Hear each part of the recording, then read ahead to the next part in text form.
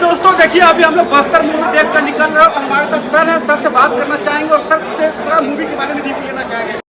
Sir आप लोग अपने परिवार से इतना दूर रहते हैं, सर कैसा फील होता है, कैसा महसूस होता है? फील तो बहुत होता है, लेकिन एक ही फील रहता है, भारत की सेवा, भारत की जनता की सेवा। हम यही चाहते हैं कि तन मन धन जैसा भी हो, हम देश की सेवा के लिए समर्पित है। जब 18 साल के बाद भर्ती हुए तो देश के लिए समर्पित हो गए। उसके बाद हमारा पूरा देश ही हमारा परिवार है, अपना परिवार रहने जाता है। सर आप अपने परिवार से इतना दूर रहते हैं, हमारी रक्षा करते हैं, बॉर्डर पे तैनात रहते हैं। हम लोग को सुरक्षा का देखा जाए तो बॉर्डर पे ही हम लोग को खतरा नहीं है, बल्कि देश के भीतर भी हमें खतरा देखने को मिलता है। जैसे कि अभी हमने मूवी में नक्सलवाद को लेकर देखा है, तो इस समस्या का कैसे समाधान हो सकता है सर? समाधान देखिए आपसी संवाद से होगा। जो हमारी पिक्चरों में होती है कुछ अलग होती है, हम जो रियलिटी जो ग्राउंड में करते हैं वो अलग होती है, लेकिन संवाद जरूरी है। विकास होगा, संवाद होगा तो समस्याओं का समाधान हो जाएगा। सर आज के जो युवा मूवी देख रहे हैं तो युवाओं के लिए आप क्या कहना चाहेंगे? युवा कैसे सीख सकते हैं और उनके अंदर कैसे सुधार लाया जा सकता है इन सब चीजों को लेकर? युवाओं को मैं यही कहूँगा कि अपने ईमानदारी का परिचय दें, सम्मान के साथ जिएं और दूसरे के हित ऐसी रहे। केवल अपना हित सोचने से हमारा देश आगे नहीं बढ़ेगा। जब भी देश को आगे बढ़ाना है तो कुछ दूसरों के लिए सोचना पड़ेगा। इसलिए नौजवानों से आग्रह करूंगा कि बढ़ चढ़ के हमारे देश की सेवा में, चाहे फोर्स हो, आर्मी हो या किसी प्रकार से सेवा को, ये मतलब नहीं कि बेल्ट लगा के ही हम देश की सेवा कर सकते हैं। कोई भी देश की सेवा कर सकता है, बशर्ते ईमानदारी के साथ करें। बेईमानी से अपने देश को हम आगे नहीं बढ़ा सकते। सर मेरा एक आखिरी सवाल है, अभी हम लोग बस्तर मूवी देख कर आ रहे हैं सर, तो सर जो चीजें मूवी दिखाई गई हैं, अदा शर्मा ने जो इतना बेहतरीन एक्टिंग किया, उसको लेकर आप क्या कहना चाहेंगे? एक्टिंग बढ़िया है और जो उन्होंने घटनाक्रम दिखाया है 99% सही घटना दिखाया है। क्योंकि हमारे नक्सलवाद में राजनीति का बहुत बड़ा हाथ है। जो उन्होंने दिखाया, एक गृह मंत्री से जो संवाद हो रही है, तो एक्चुअली जड़ जो है राजनीति है। अगर राजनीति न हो तो जब हम बॉर्डर को संभाल लेते हैं, जब बड़े बड़े देशों को पीछे भगा देते हैं, तो ये नक्सल क्या है? सर जुड़े हुए हैं, सर से बात करते हैं और उस समय जो घटनाएं हुई थी उस समय सर भी वहां पर मौजूद थे। आइए इनसे 2-4 सवाल करते हैं, बातें करते हैं कि उस समय सर जब आप वहां पे थे तो कैसी परिस्थिति थी, कैसी घटना हुई थी? ये घटना 6 अप्रैल सन 2010 को हुई थी, जब केंद्रीय रिजर्व पुलिस बल के 76 जवानों को नक्सलियों ने घेर कर और शिकार किया था। ये घटना अत्यंत केंद्रीय रिजर्व पुलिस बल के इतिहास के लिए एक बहुत दुखद घटना थी। और होता क्या है कि जब नक्सली या जो भी असामाजिक तत्व हैं, सरकार द्वारा जो भी विकास की परियोजनाएं हैं उसको रोकते हैं। जनमानस में ये एक गलत धारणा पैदा करते हैं कि सरकार आपके विरुद्ध है, क्योंकि उनसे जब सरकार के विकास की बयार बहेगी तो वहाँ पे विकास होगा, रोड, सड़क, स्कूल, यातायात के साधन बढ़ेंगे।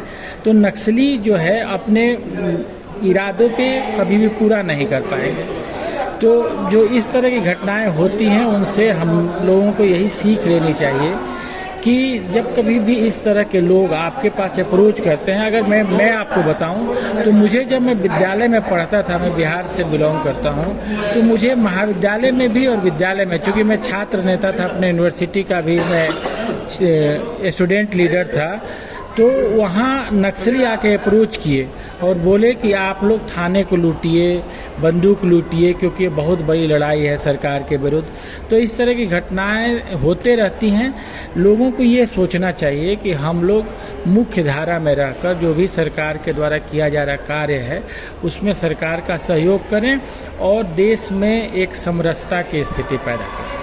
सर जब इस प्रकार की घटनाएं अगर आपके साथी के साथ हो जाती है तो खुद को कैसे मोटिवेट करते हैं, कैसे संभालते हैं? सर देखिए, किसी भी पैरामिलिट्री फोर्स में या जो भी देश के लिए सैन्य संगठन है उसका प्रशिक्षण, जो बुनियादी प्रशिक्षण है जिसको बेसिक ट्रेनिंग बोलते हैं, वह इतना बेहतरीन तरीके से डिज़ाइन किया होता है कि हमारे अंदर इन सब, अभी मैंने जैसे मूवी देखा, मेरे मन में एक भी ऐसा अवसर नहीं आया जब मैं बहुत ज़्यादा उत्तेजित हो गया या मुझे बहुत ज़्यादा कष्ट हो गया। एक स्थित प्रज्ञ जो है वर्ड यूज किया है भगवत गीता में भी भगवान श्री कृष्ण ने, कि आपकी प्रज्ञा, आपकी चेतना हमेशा स्थिर होनी चाहिए। स्थिति चाहे कितनी भी विकट हो, कितनी भी प्रतिकूल हो, आपको अपनी विवेक को बना के रखना होता है। हम लोग भी फौजियों को भी योग के माध्यम से, साधना के माध्यम से यह सिखाया जाता है कि आप अपने उद्देश्य की प्रतिपूर्ति के लिए बिल्कुल दृढ़ इरादे के साथ शांत संयत रहकर अपने विवेक का इस्तेमाल करते हुए कार्रवाई करें। तो इस तरह के हमारे अगर घटना, कई बार ऐसे अवसर आए हैं जब हमारे साथ में सोने वाले, हमारे बगल के चारपाई के जवान को गोली लग गई, वो शहीद हो गए, लेकिन हमें उतना दुख नहीं हुआ। हमें ऐसा नहीं लगा कि बहुत एक दिन हर किसी को मरना है। मरना अपने मातृभूमि के लिए, शहीद होना, इससे बड़ी और कोई गौरव की बात नहीं हो सकती किसी के लिए। आप मुझे स्वयं बताएं कि ऐसा कोई व्यक्ति है जो अमर होकर इस धरती पर आया। सबको मरना है। अपने देश के लिए अगर शहीद हो गए तो इससे बड़ी खुशी कुछ नहीं होगी। 10 साल 20 साल पहले मर गए, या मरना तो था ही, 10 साल 20 साल पहले देश के लिए मर गए, कोई बात नहीं। जब हम मरेंगे तभी तो हमारे देशवासी रहेंगे, महफूज रहेंगे।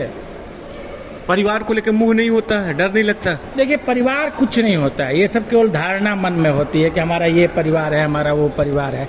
सब देश आपका परिवार है। और आप कभी भी विपरीत परिस्थिति में देखिए अपने आप को कि आपको कौन संभालता है। परिवार वाले ये सब जो है बनाया गया है एक इस तरह से सिस्टम कि आपको परिवार में रहना है। ऐसा कुछ नहीं। जब गोली चलती है तो कोई परिवार, कोई देश, कोई कहाँ है, किसी की याद नहीं आती। लड़ना है, भिड़ना है और मरना है। उस समय केवल दुश्मन दिखाई देते हैं, कोई परिवार नहीं दिखाई देता जब गोली चलती है। मुझे स्वयं गोली लगी है, एक यहाँ गोली लगी, एक यहाँ गोली लगी। जब गोली चलती है किसी को कुछ नहीं पता चलता है कौन परिवार में माँ बाप कौन है, बेटा बेटी कौन है। बहुत बहुत धन्यवाद सर हमसे बात करने के लिए। क्या नाम है आपका? शौर्य। शौर्य जी, मूवी कैसी लगी, देखा आपने? हाँ, कैसी लगी मूवी? अच्छी लगी। अच्छी लगी। और बड़े होकर क्या बनना है, आप कुछ सोचा आपने? नहीं, अभी नहीं ना।